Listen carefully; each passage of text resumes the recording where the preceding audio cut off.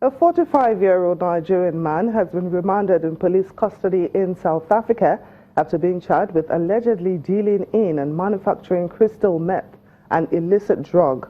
He was arrested yesterday after he failed to hand himself in following a raid which saw 4 of his alleged accomplices arrested. Our South Africa Bureau Chief, Betty Dibia, tells us more. The 45-year-old Nigerian suspect appeared very briefly before the magistrate Ian Cox of the Benoni Magistrates Court, charged under South Africa's Drug and Drug Trafficking Act 140 of 1992.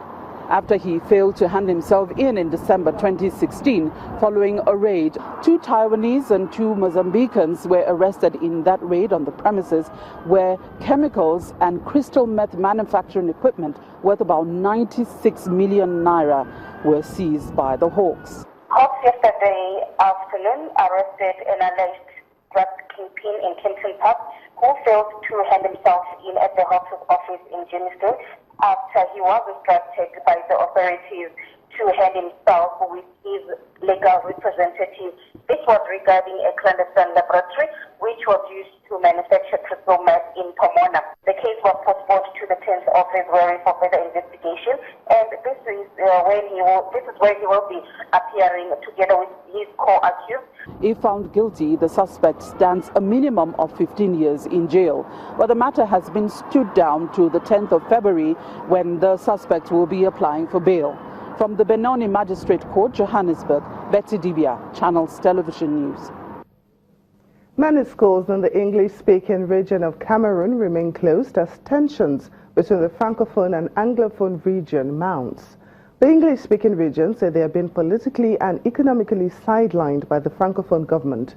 Over 100 people were arrested and 1 person killed in November last year in the northwestern town of Bamenda, following days of violent protest over the issue.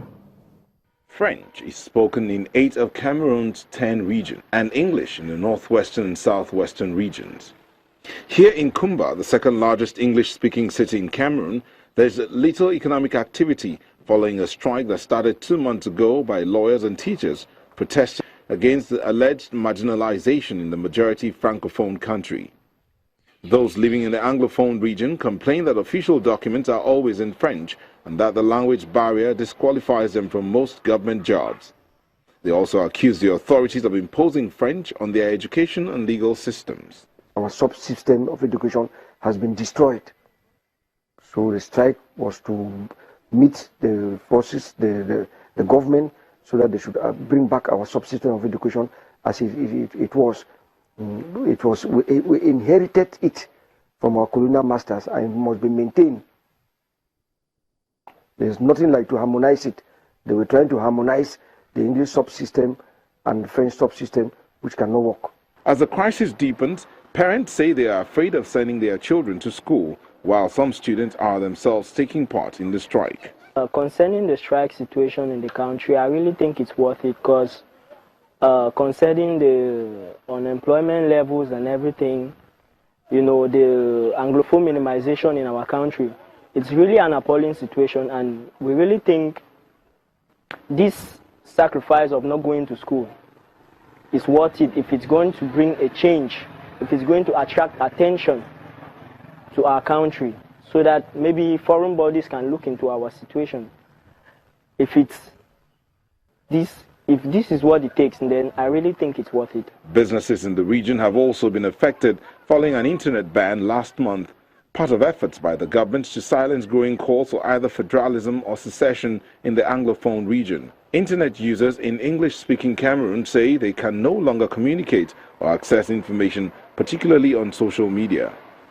Analysts, however, warn that the clampdown on the region will only inspire more people to join the protest. We are having it right now simply because we have a new generation of Anglophones.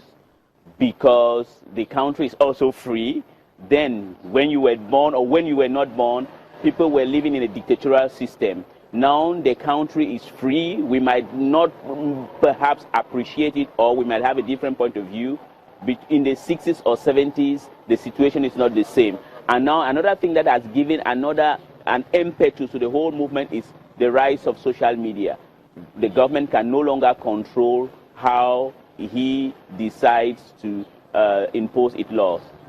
In his end-of-year address to the nation, Cameroon's President Paul Biya dismissed calls for secession, saying the country will remain united. Biya, in power since 1982, is one of Africa's longest-serving presidents. Cameroon's government says the internet blackout is temporary and that the arrest of political leaders and activists are necessary to maintain peace.